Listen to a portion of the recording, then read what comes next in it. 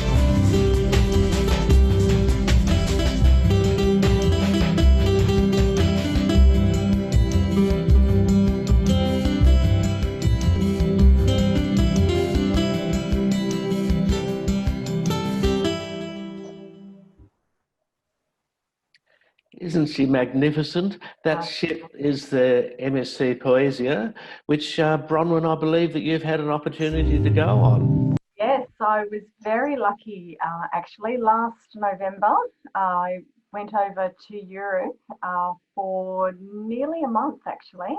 Alex from your office, of course, came and met me up in Hamburg, and together we sailed for about a week or so on board MSC Grandiosa when she first launched for her launch sailing. But prior to that, I actually spent a couple of weeks sitting in Barcelona and going across to Genoa and Civitavecchia and across to Venice. And during that time, I was very fortunate to see about 9 of our ships in our fleet. And one of those fantastic days, I actually was able to spend on board Poesia. So she's absolutely beautiful. She is the sister of the Magnifica, which if people are in Sydney, you may have seen in Sydney Harbour. Not this year, unfortunately, but this year she did pop in, actually, I beg your pardon, on her world cruise, and last year she was here. And so Poesia is the sister to her, so she's absolutely beautiful. The styling that you saw there, the videos just really captures her, that she's a very spacious ship. She's got beautiful Art Deco styling throughout, and just a very, very elegant, beautiful ship.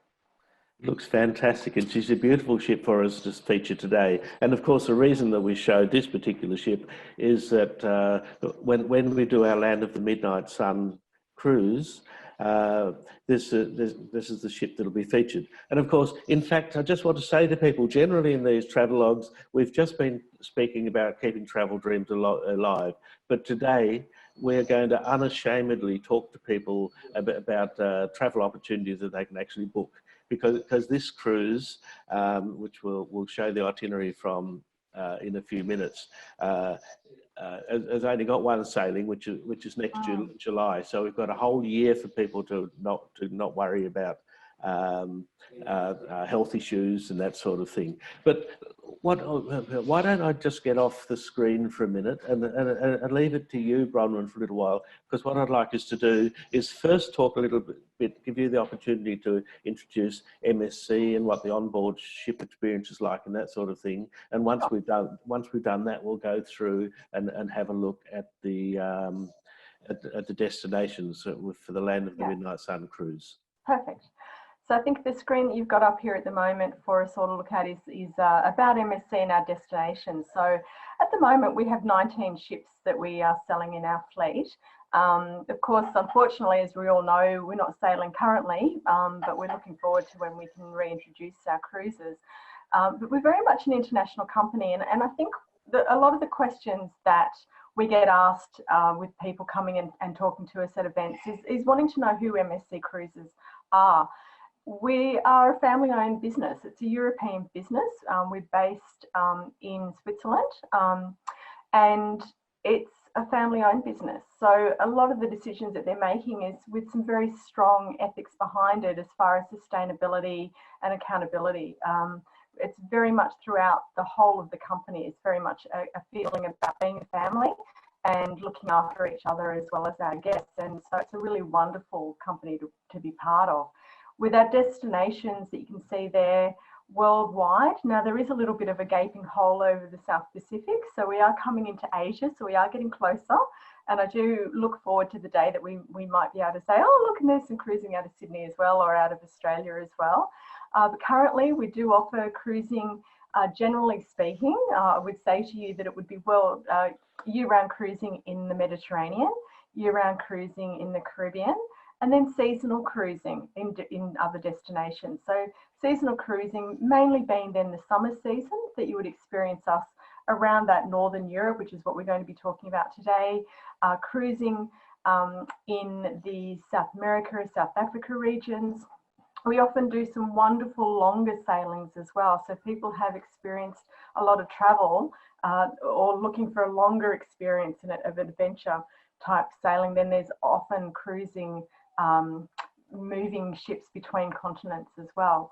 And of course the Arabian Emirates. So we come in and out of Dubai, Abu Dhabi through the Northern Hemisphere winter time, but actually our summer season. So it's a wonderful time if people are looking for a destination not too far away to go up into that very magical, mystical area to explore that region. So we've got some wonderful opportunities there. And of course, one of the things about those longer cruises that you were talking about, where they're either repositioning or even on the round the world cruises, is because there's so few of them, they're booked out way in advance, aren't they? Absolutely. And what we're seeing already for 2021 is because there's obviously the people who are always going to be travelling and looking to travel in 21, but also that base of people who missed out on cruising this year and are already looking forward to those types of adventure cruising. They are limited. They are essentially quite often repositional cruising, but with MSC we find they're very port heavy. So we are all about the destinations that the ships visit along the way, and so they are a wonderful opportunity for people to really explore different regions. And it could be something, you know, taking you from South Africa back up into the Mediterranean. There are wonderful cruises even doing things like at the beginning and end of the summer season where we would be moving ships between the Mediterranean and up into the Northern Hemisphere to do these cruises like we're looking at for Poesea. Actually, if I was to go back to that cruise slide, I must say that one of the things with the tours in the Middle East is it for Australians who are travelling so far to do a tour in the Mediterranean or Northern Europe. Some people actually like to stop off to do a Gulf tour as well on the way. Yeah, absolutely. And I know from, you know, talking to people who specialise in this area, you know, they're saying about the number of Australians growing and visiting this area, and where it used to be, you know, people may travel and only stop there for an overnight or 1 or 2 days. It's definitely now been recognised as a destination on itself.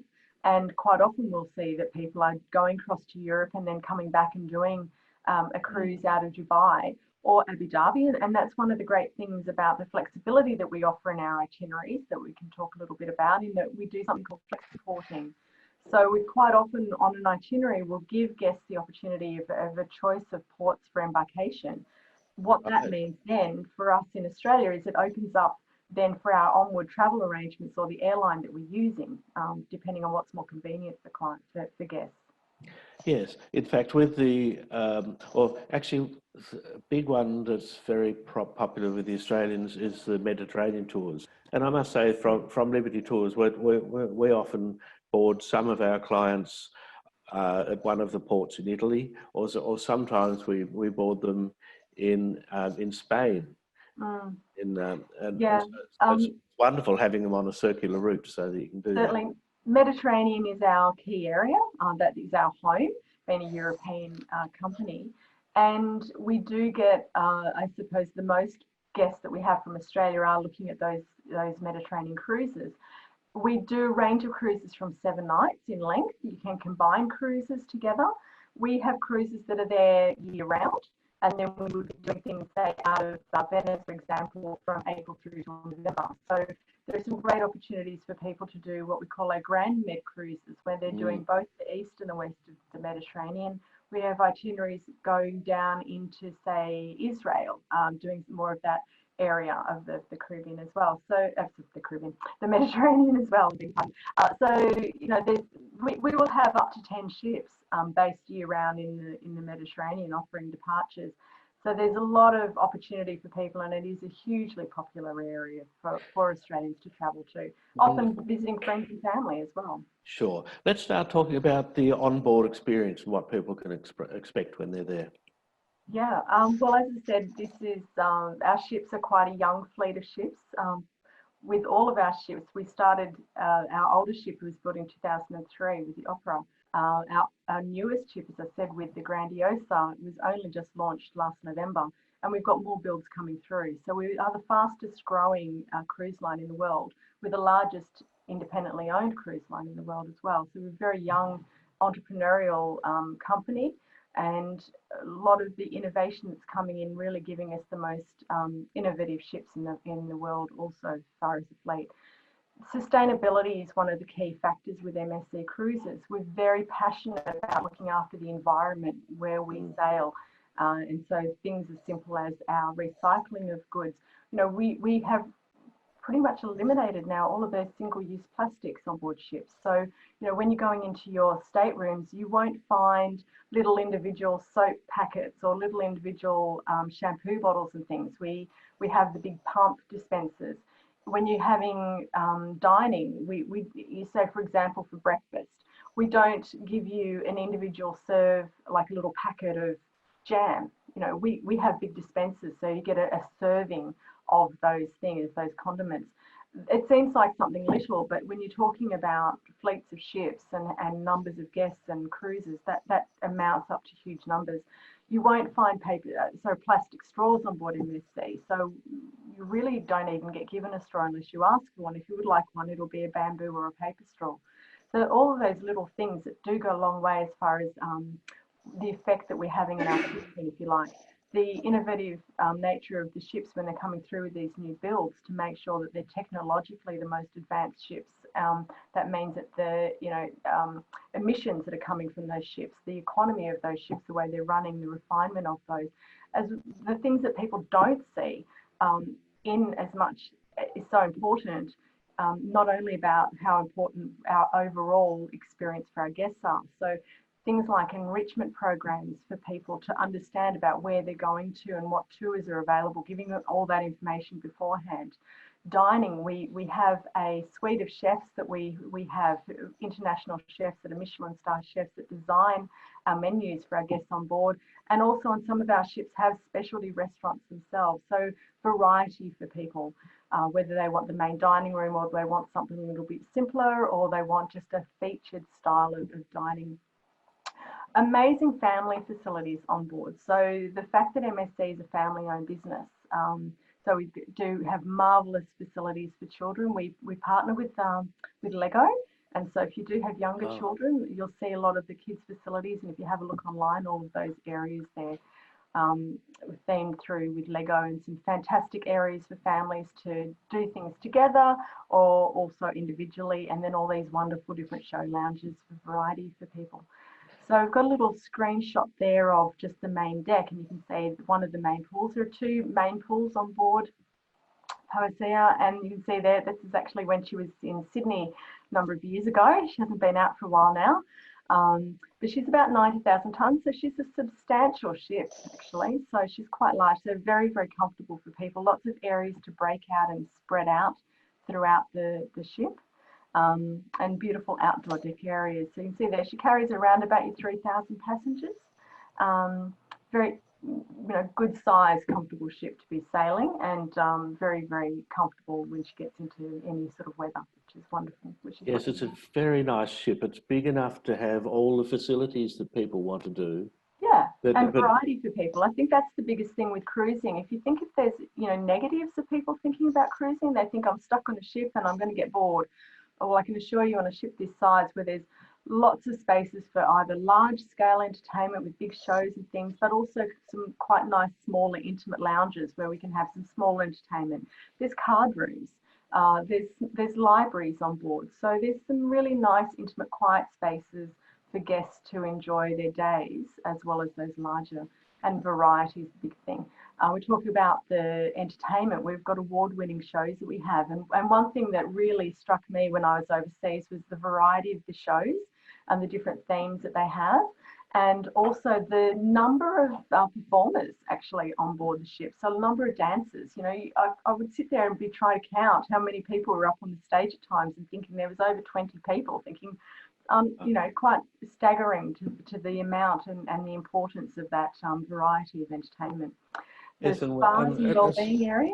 Especially with that entertainment, excuse me interrupting there, the amazing thing is, whilst you have big performances going on in the main theatre, there are also other piano bars and other entertainments going on at the same time. Yeah, often you'll find that there might just be a small ensemble, maybe 3 people playing somewhere. So it's a different style. You might have a lounge where there's just background music, like a cocktail lounge. You find somewhere else where, as I said, they might have someone on a piano and someone singing. So there's a great variety, because we also realise not everybody enjoys the same entertainment all the time. Not everyone wants to go and see these big elaborate shows. And then at the same time, we might have had a really big day at a port of call, and then you might just want to go and sit and be in your cabin and you know, watching a movie. So Yes. all of these different choices that are available for people to really explore and have the experience that you want to have, no matter what that is. I know you mentioned earlier that Alex, one of our managers, went on an MSC cruise last year, and he was blown away by the variety of entertainment. And he tells me that he definitely gave the spa and the wellness area a bit of a workout as well. They're amazing areas. So we have our Araya Spa area on all of the ships.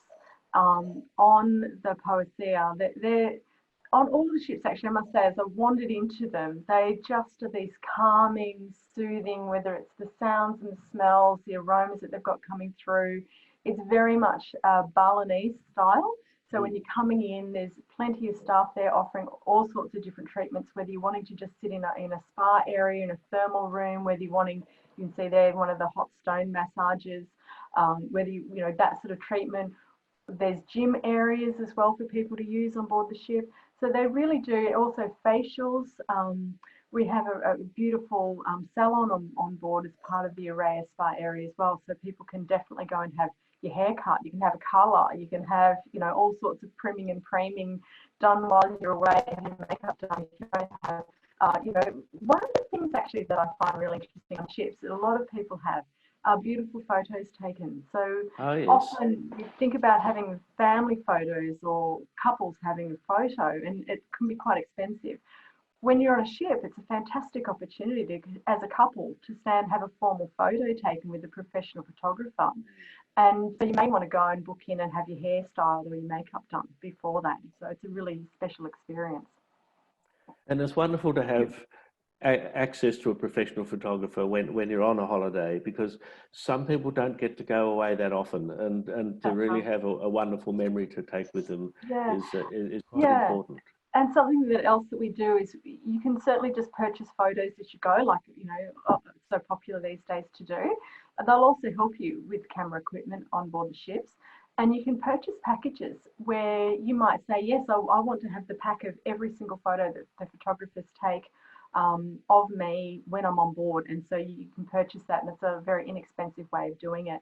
A lot of that now is done electronically. So I know from when we were on board Grandiosa, we were able to actually get a downloaded version of all those photos that were taken for us professionally. And so it wasn't just having just a hard copy of things. You can have things put on disc for you or sent electronically. So, you know, really are keeping up with that, the modern technology that's available these days. Let's have a look at some of the areas around the ship. Yeah, so look, these are just some of my little happy snaps. So they're not the professional photographer, these are mine. But I think what I was trying to capture for you as we look through them is really just a look of the feel of this ship. Now, it is a very Art Deco inspired ship. One thing that often I have comments on with ships is that the theming in photos looks quite strong. Sometimes people look and think they may seem a little overwhelming. It's interesting when you're looking at a ship. Now, this day when I was on board, it was in port, so most of the guests had actually left the ship for the day. There are a few still on board, and so you will see the odd person in the photos. The theming, what you want to imagine is that when you've got half a dozen people or people sitting on those lounges and in the bar areas and things, you do lose the visual of those theming. So it's quite interesting with that strong theming that when you're there, I think you need that strong theming that seems a little bit over the top in photos, but when you get it on board, they're just beautifully elegant and it all comes together. You'll see there the variety as well, which is great. So on the right-hand side there with those lounges, this is actually in the cigar. Hemingway's is called. So this is a beautiful, intimate cigar lounge. So the ship is essentially a non-smoking through the dining areas, through the show lounges. There are some areas out on the main deck where people are able to sit and smoke, and there are some designated lounge areas. So Hemingway's is one example of where people are able to sit and smoke.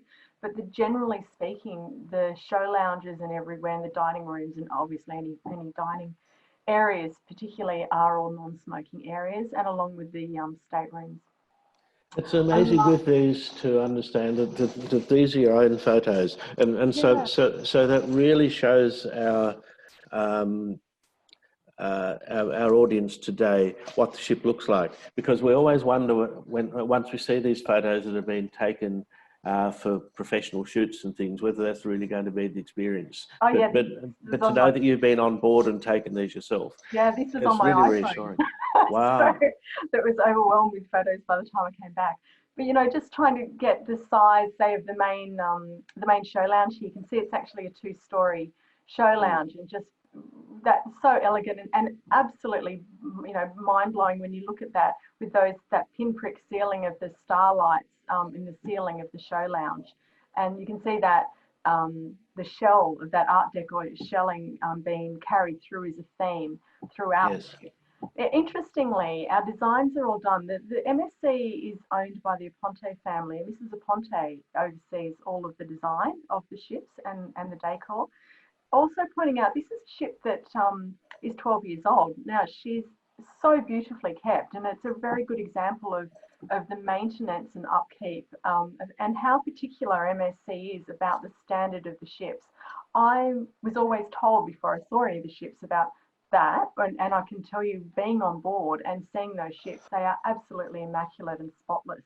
MSC ships get cleaned every 4 hours, and that's only been enhanced at the moment. So they are absolutely spotlessly clean and design-wise just stunningly beautiful and elegant ships.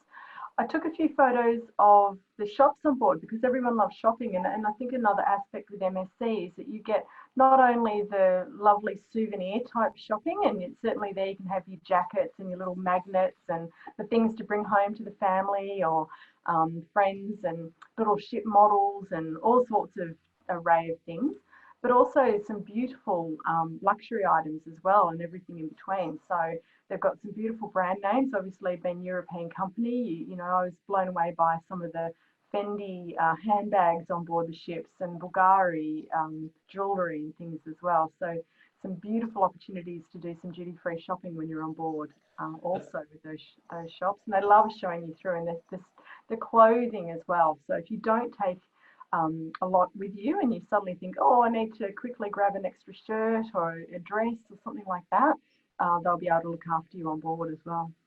And it is a wonderful opportunity, I must say, for the Australian shopper to be there and have access to European style and that sort of thing. Oh, exactly. Yeah, very lucky. And beautiful, you know, jewellery and watches and things like that as well. So outdoor again, you know, offering this variety and big wide spaces. You know, I know when people are going away, again, it's that variety and people worrying about being, you know, close together. The ships with MSC offer that space and that choice of entertainment. So whether you're just wanting to lie beside it, beside the pool on a deck chair, whether you're wanting to get involved in some of the dances. When I was on board, they were doing, actually, I've got a video of people standing doing a dance lesson out on deck. So that was great, you know, just in the afternoon out on the deck. Some beautifully themed areas. There is an adults only pool area as well, which is great. So if you've got people wanting to get away from families, if you don't have your family with you, there are some great spaces like that. Some beautiful activity areas. You've got tennis courts there. You can see the table tennis tables as well. And often if people want to be active, they, you know, areas for them to walk around on the deck or jog and things like that as well.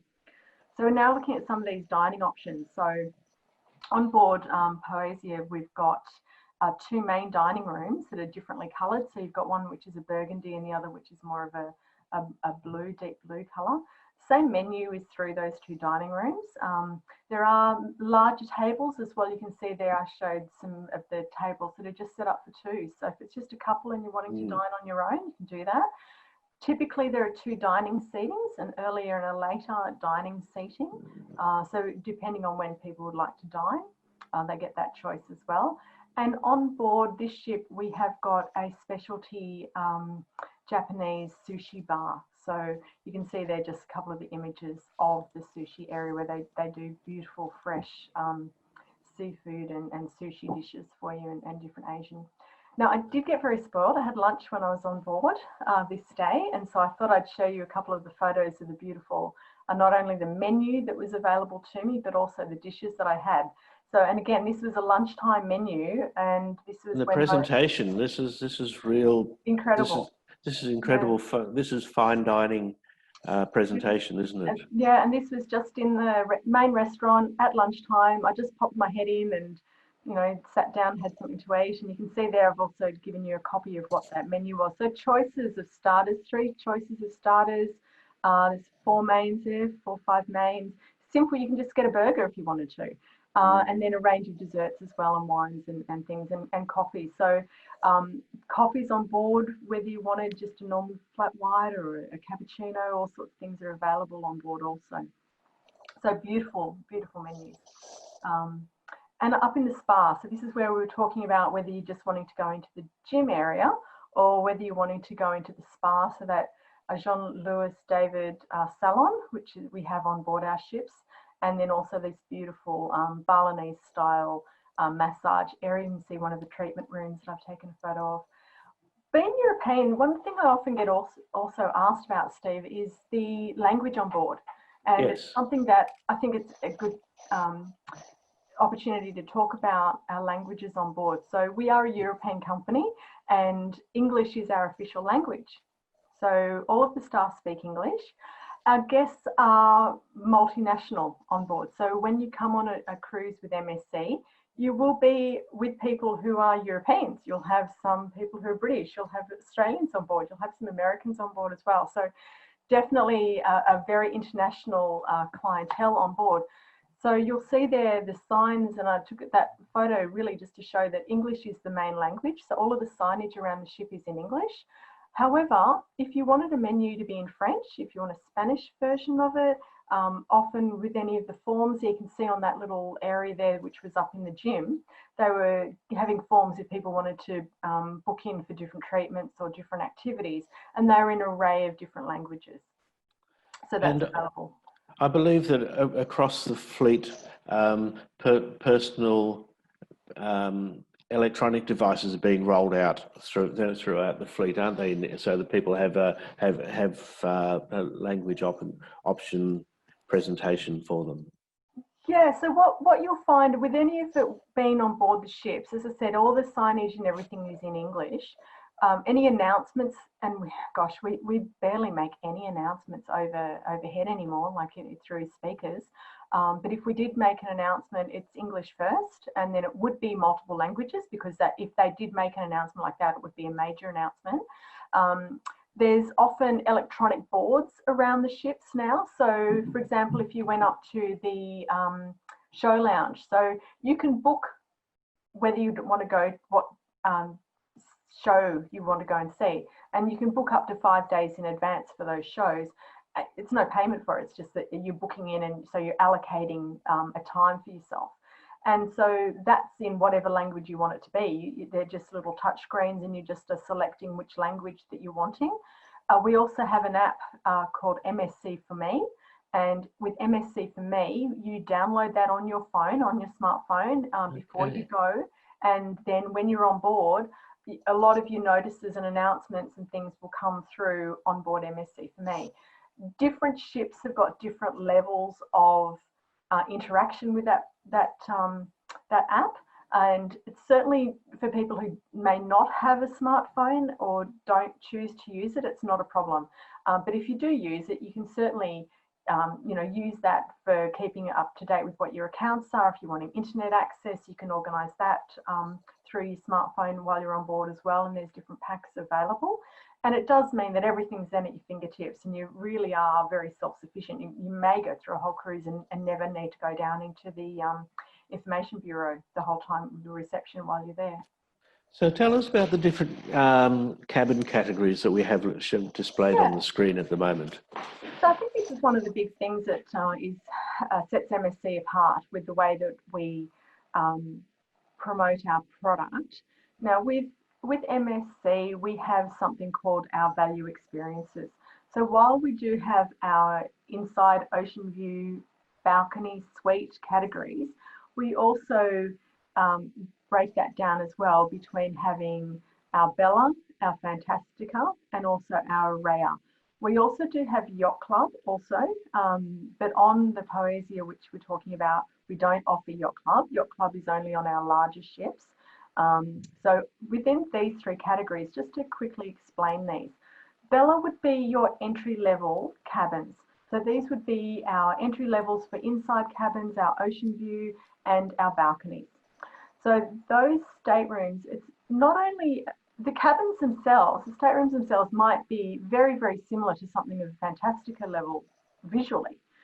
As much as anything, it's about location of that stateroom, and it's also then about the additional things. So if you're happy to book a cruise and you don't really mind where your stateroom is, you're happy to be dining in the main dining rooms, you don't want anything else included, then that's a fantastic way to start. So again, you can choose from an inside stateroom, an ocean view, or a balcony. Fantastic. When you go up into Fantastica, this is then the next level up. So they may be of a better cabin location. For example, if you had an ocean view Bella compared to a ocean view Fantastica, you may find that the Bella stateroom is some sort of obstruction with the cabin view. So it could be that you've got some infrastructure, for example. That may be the only difference between them. So what we then also do is, as much for the experience, is that for the Fantastica, we give you some little extras. So it could be things like, as I said, better cabin location. We're going to give you your free continental breakfast in your stateroom every day of the cruise except for the day that you disembark. So what that means is that if you're in a Bella, you can still ring room service and they'll bring you a continental breakfast. There'll be a charge for it. Whereas if you're in a Fantastica or an Araya, there's no charge for it. If you're wanting a family stateroom where we've got extra accommodation for families in that room, so we could accommodate say mum and dad and 2 or 3 children in that room, then that's in our Fantastica area. When we then move up into Araya is there's some more premium accommodation. So these are more of our premium balconies and our suites. And you will find on these ones you get some extra things. So we include a drinks package already in the Araya pricing. You can purchase that drinks package for Bella and Fantastica. In Araya, the Easy Drinks package is already included. We give you priority at embarkation if you're an Araya guest. You go into My Choice Dining. So whereas you're with Bella and Fantastica, you're in the main dining room and you've got a choice of first or second dining or early or late seating. In the Araya, it's My Choice. So you'll either have an area set aside for Araya guests, which is anytime dining. So you can come and dine anytime within a set period between, might be from 5:30 through till 9 o'clock. In some of the ships that are larger, then they have a totally separate Araya dining room, but the same thing, open time dining as well. Some of the nice things that we give you, I mentioned that we have the drinks package already included, but we also give you a 60-minute spa treatment in the Araya spa. So not a lot of guests like that. And our Araya guests also have access to a special deck area, which is set aside for our Araya guests. So for that outdoor area, which is more of an exclusive area for our guests. Now, we don't have a lot of information here about Yacht Club, but just to let you know, for our ships that are over 100,000 tonnes, so larger ships, which are the newer ships in the fleet, we have something called Yacht Club, which is very much about a ship within a ship. This is an area which is quite exclusive. It is a butler service. It's all suite accommodation. It's a completely private area. So if you're a Yacht Club guest, you are getting that priority embarkation. You go through a slightly different embarkation process. When you come up into the Yacht Club area, you can only enter that area if you are a Yacht Club guest. There is a separate reception area up there that you're looked after, your own concierge. There's a separate restaurant, lounge area, completely separate private pool deck space as well. And they're absolutely beautiful. You can certainly still use all the rest of the facilities and amenities around the ship, but you have the privacy and intimacy of Yacht Club. So for guests who are looking for that smaller ship feel, but the larger ship facilities, Yacht Club is fantastic for them. Yes, I find here at Liberty Tours, our clients come in and say, what would you book? And I must say that we find that our clients book the whole range. We have some of our clients who say, I'm only going to be in my cabin to sleep, and so I'd rather keep my money and spend it elsewhere in my holidays. And for those people, Bella is perfect for them. But other people actually prefer a little extra for themselves, and those people will either go immediately for Fantastica, so that, as you say, they can have their breakfast in their room, or they actually prefer, if it's a special occasion, or if they're going away for an anniversary, or perhaps a honeymoon, people will take Aurea because it gives them that extra access to the spa and that sort of thing. Yeah, that's right. I think it's very much a case of, and what MSC offers you is that opportunity really to look and to tailor that experience to suit you. So this is just an example of a couple of features in the stateroom. So this is a balcony. It was a balcony Fantastica standard, but the bellows that I saw looked exactly the same. It was just that the bellow was actually quite a lot higher up, but it had a big heavy infrastructure across the top of the deck area, so that's why they felt on that ship it wasn't as desirable, perhaps. So that's why. So that's what I mean. When you're looking at those Bella category cabins, comparing them to Fantastica, you may not find a lot of difference. It can be as much about just the location of that stateroom as anything, and then all those little additional things like the continental breakfast and those sort of features for it. So you'll see they're beautifully comfortable. When you're looking at that main picture of the stateroom there, you can see under the desk is a little green box. That's actually a little chair that you can slide out and to sit on. So very much about space saving. There's plenty of room underneath the main bed for your suitcases to go under. And interestingly, in that stateroom, that bed that you could see there, that actually converted into a bed. So by removing those main cushions off the bed, that actually came out as a full-size single bed. So it was quite a wide lounge, and so it's a full-size width. So it's quite a substantial bed there with a full thickness of a mattress, so very comfortable. So if you've got some of those that are 3-berth cabins, some may come down from the ceiling, but in this case, this is one where it came out of the bed. You can see there are plenty of space, big cupboards. Something that always surprised me was actually the number of coat hangers. Girls, this is something that's really important to us. You know, we pack all these clothes, we come and I love to unpack, and a lovely number of coat hangers. And my cabin steward actually was very much wanting to know that I had enough coat hangers, so he was going to run off and get me more if I needed them. The cabins, the bathrooms there, again, they're quite compact, but really spacious. And I was really impressed with how much room there were to put all my little bits of makeup and, you know, all sorts of the things that us girls need to have when we're on board ships, and gentlemen for, you know, shavers and things like that as well, which is good.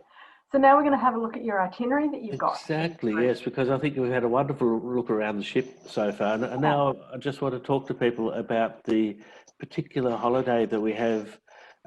This sailing 21 days only has one departure next year. And so the people will board this either in Copenhagen in Denmark, or the port close to Berlin, which is called Warnemünde. Warnemünde, that's right. That's right. Yeah, and that's part of that flexibility that we were talking about. And Steve, so this is why it's so great, because Liberty Tours has actually put this tour together. So you're actually protecting some accommodations. So if you've got people interested, it is a once a year, and it's great because it takes in not only that Iceland area, but also the opportunity to go across to Greenland. And there's not a lot available for those sailings in such a substantial cruise, 21 nights. So it does give people a really great opportunity to have a fantastic look around this area and really understand the cultural aspects of this part of the world. Yes, in a moment we'll start having a look around the various destinations. I do want to say that that there is potentially an option for a 28-day sailing as well, which hooks on another 7 days from Denmark and goes up the west coast of Norway. But I think it is not yet confirmed whether that cruise will be occurring. But it's certainly there, and so for people who want an even longer tour, we potentially have an extra 7 days on it. But let's just start going around and having a look. And what I'd suggest is that people start by spending a day or two in Copenhagen if they can first, And of course, in the top left-hand corner is a very famous photo of the Little Mermaid, which is, I think, is a Hans Christian Andersen story, and that one of our travellers told me they couldn't find it. I don't understand, because when I went to Copenhagen, I think it was the first thing that I stumbled across. But it's really beautiful, and we can have a look there at the waterfront, and then the large building down the bottom is actually the stock exchange, and just out of town a little way is Christiansborg Palace, but in very close to this area is a little town called Christiania, which is actually a hedonistic society, and I know quite a few thousand people that they call themselves anarchists because they don't believe in any style of government at all. But there are about 1,000 people that live inside this self-proclaimed district, and there they actually have a council, and a council of residents where they make all the decisions themselves about any changes inside the district, and that's been going since 1971, where some I suppose at the time there would have been hippies went and squatted in an unused military area. But as people move around, you have to be a bit careful if there's a member of your party who is limited with mobility, because there are quite long periods of walking on the guided tours there, which but the onboard staff would be able to give good advice about which tours are great to see and which are not. But as I say, there's plenty there for people to see and do before or after they get on the cruise. As we go, we actually board in Copenhagen and then sail straight off overnight to Iceland. And this is a magnificent place, Ísafjörður, which is in Iceland, and you get to see one of the oldest standing Icelandic houses, which I think I've got a picture of in a minute, and this is an area, according to my notes, in the mid 15th century, sorry, so the mid 14th century, in that bay. The original shops were built, and they've been was converted into a private home during the 20th century. So what have we got? Let's have a look as we move forward from here. Next I think one of the great things to mention, as well, as you hinted on before, Steve, is that when you've got your clients who are looking at these cruise, and if you are going to join this cruise tour, any of the cruises, you'll find that people are able to explore before they go and have a really good look at the detail of a lot of these shore tours, so they can really understand and have a look and see what is on offer. There are English speaking tours available for guests, and by pre-booking those shore tours before they go, they can save up to 20% than if they booked it when they got on board the ship. So it's a really great way to do it, because then you can really plan out your experience, you can understand your budgeting, and you get that price benefit as well, which is really important when we're traveling. You know, we really want to know how our budget's going to go and where we are spending, and that we're really, you know, seeing and having that experience that we want to have.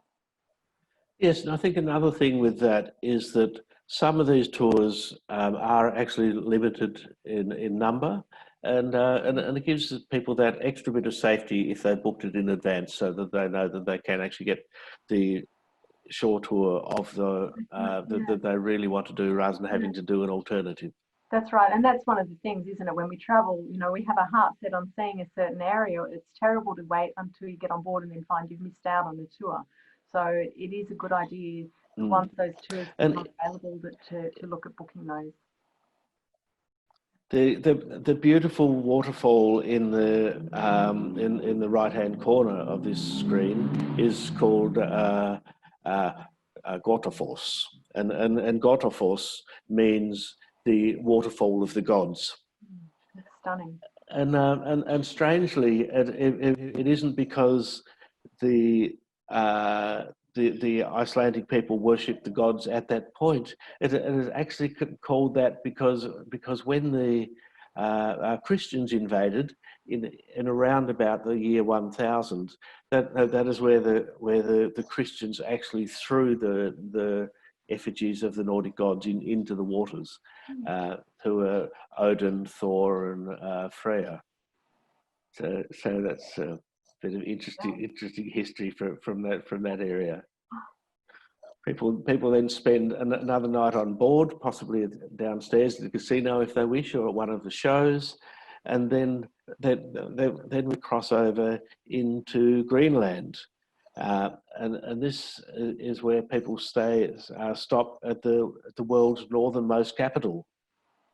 Is it pronounced Nuuk? I think it is. Nuuk. Yes, and there's only 3,000 people, I think, in the town, or in the city, we have to call it, I guess, since it's their capital. Yeah. But it is a fantastic place. You can see, you're likely as not to find, be able to do some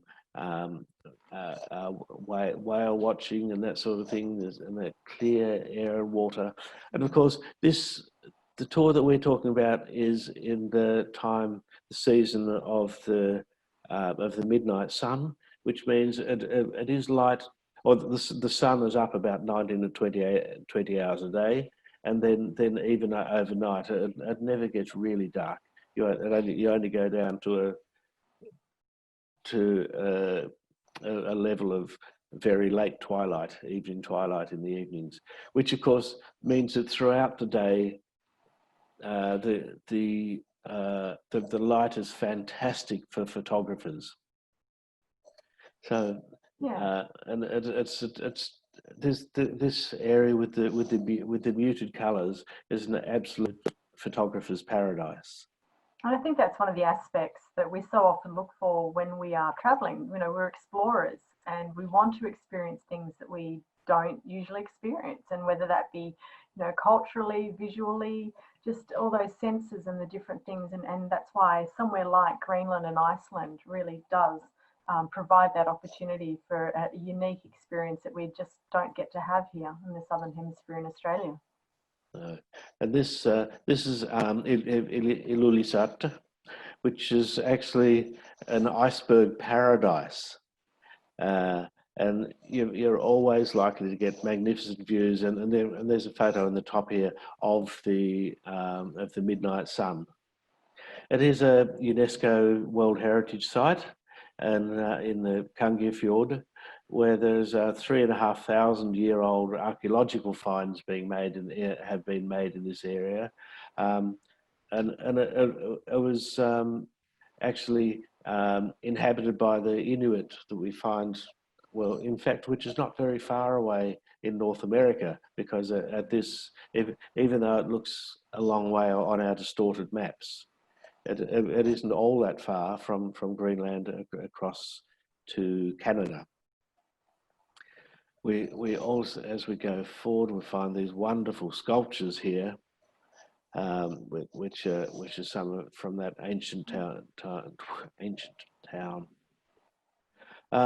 This particular town here, whose name I can't quite pronounce, is known for sealskin products, and it was founded in 1775. So there's something for the history. There's a very interesting little museum where you can learn all about the town's history and culture. And of course, you still find things that are very important in a remote community, or was in the past. Things like a blacksmith's house from 200 years ago, or a blacksmith's workshop, I should say. And there are beautiful exhibitions of Inuit boats, hunting equipment, traditional clothing, and artifacts. Mm.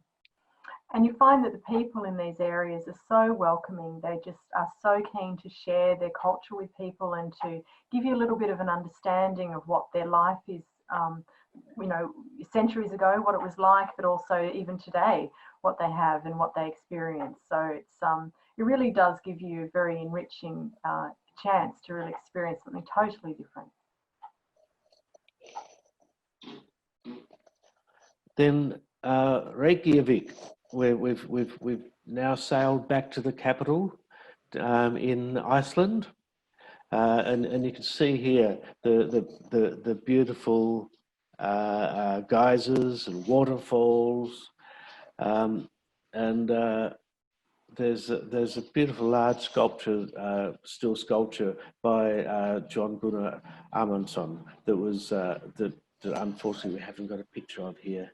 But what I want to show next is a short video of the spa that Reykjavik is so popular for, the Blue Lagoon, which Alex, our manager from here, took advantage of when he was on tour there a year or two ago. This is quite a long video, so I'm just going to show the first 30 seconds or a minute or so of it, and after that we'll break out. But look at the colour of that water, it's just magnificent.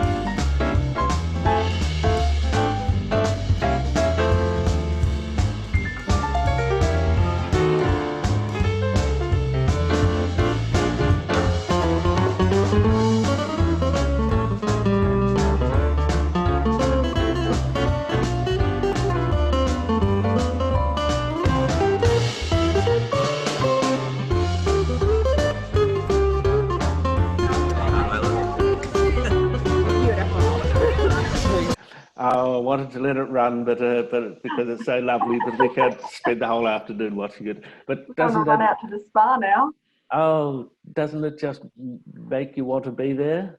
Oh, it does. And you know, this is the thing about travel, isn't it? It's about experiencing things that we wouldn't get to do or wouldn't think to do in Australia at home. You know, we get in our little routines and yes, we go away and we get to experience things and do some really fun things that you look back and just laugh and have great and memories. I think it's nice because in these presentations we often see, especially if we do death by PowerPoint, we see a lot of static images of lovely buildings and that sort of thing. But it's really important to recognise that that there's so much to see and do.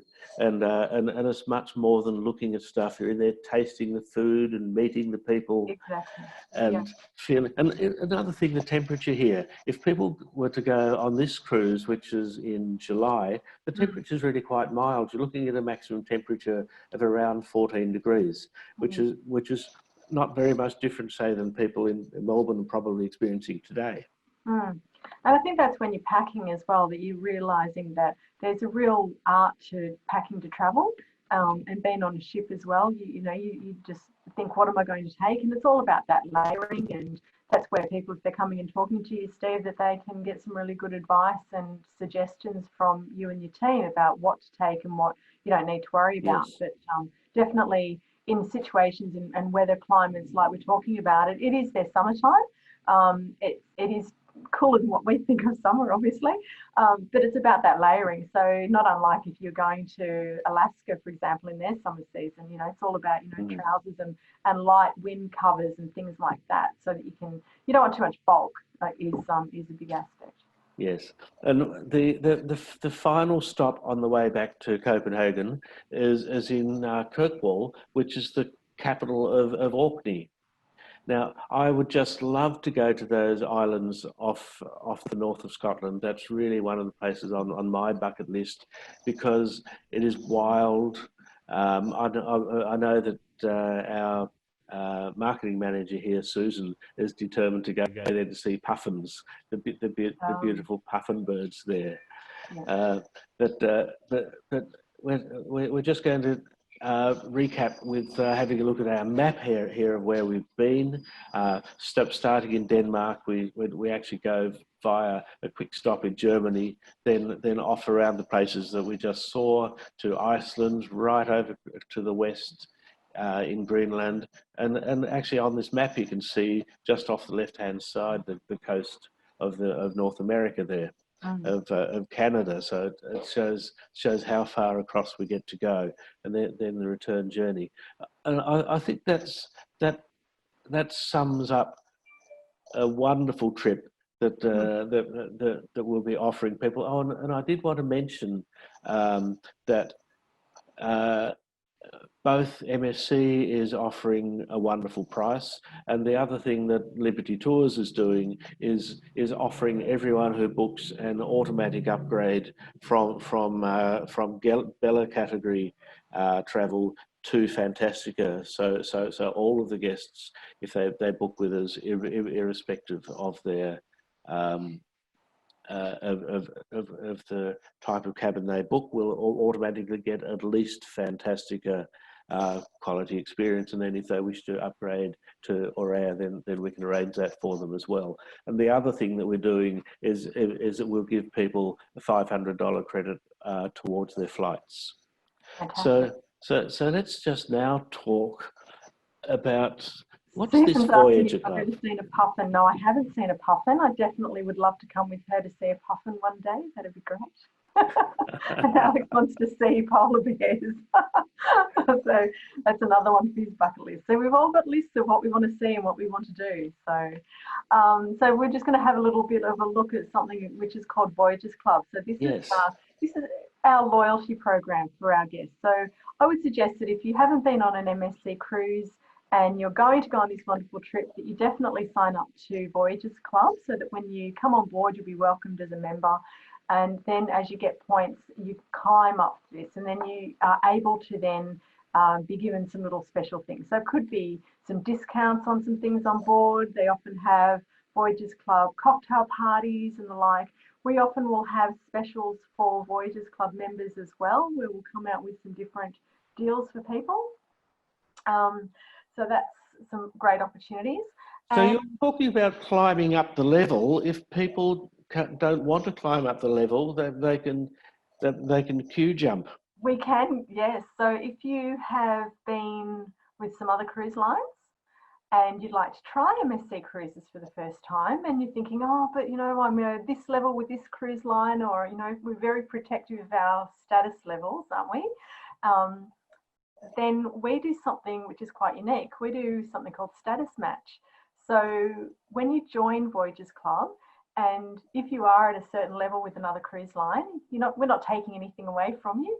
We will match you to our equivalent level. So when you fill in that form, we ask you for a snapshot of your current status, and then we will match you to our equivalent level. So we certainly have welcomed people on board and onto Voyagers Club, and then they jump quite far up into that ranking. So it's all about welcoming people who are passionate about travel and getting you to enjoy that. So we do that with every other cruise line, and we also do it with a range of hotel memberships as well. So if you've been a corporate traveller, for example, and you might have some great Accor points, for example, then we can look at doing status match for you for those as well. So it's a really nice way. Now, we've talked about a lot of the on board. There's so much information through Steve and his team, and also if you're looking at the MSC Cruises website, you'll find, as I said before, those short tour informations. You can recap on those different levels of whether it's Bellas and Fantasticas, and I think it's a fantastic offer for Liberty, offering people on this group to actually be given an upgrade, which is lovely to take advantage of that. So that's a wonderful way for people to do it. We are Euros on board. So again, that's why we encourage a lot of Australians to pre-purchase things, because then you're pre-purchasing in Australian dollars, And it's already been able to be purchased and paid for and budgeted for before you even step on board. So you can get that all-inclusive feeling, which is great, and tailor it to what suits you. One point I will point out, when you're looking at those onboard things, this is a 21-day cruise. I would very strongly suggest people look at our laundry packages. We don't do self-serve laundry on board. We do wonderful, whether it just be ironing facilities and laundry, but by pre-purchasing those laundry packs, it actually becomes very, very economic. So whether you want to get some laundry done while you're on board the ship, or if you want to go home with a clean suitcase, then there's some great opportunities. And that is a really great example of great saving to pre-book some of those different options for people. So Bronwyn Knight, thank you very much. Here at Liberty Tours, we are huge fans of MSC.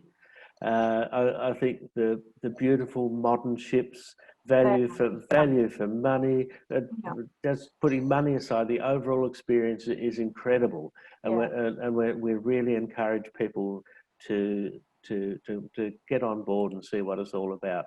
And so if people do want to find out more, there are a couple of ways they can do it. If you want to have a look on Facebook, there are two places on Facebook. We have our standard Facebook web page, which is called Fun with Liberty Tours, or we actually sponsor another site, or we have another site going called My Holidays Abroad, where travellers just go, if they want to post copies of their favourite holiday pictures, or they're seeking suggestions from other travellers about where they might want to go on their next trip, get on My Holidays Aboard on Facebook and have a look there.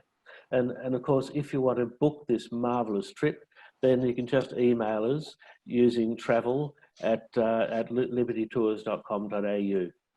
And of course, it's really important for people who are booking, especially it's been really important for people in the last months where there's been so much of a cloud over travel. If you book with an ATAS accredited travel agent, you're going to have someone on your side to cover your back if you have any problems while you travel.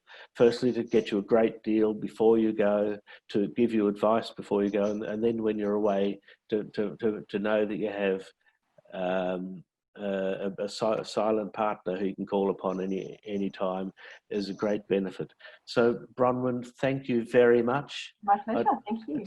I just say goodbye now to all of our what are we called, our viewers today. And next week, if people want to join us next week, we'll be talking about going to the southern states of America to look at a music tour. But that's all from the land of the midnight sun. Thank you and bye for now. Bye.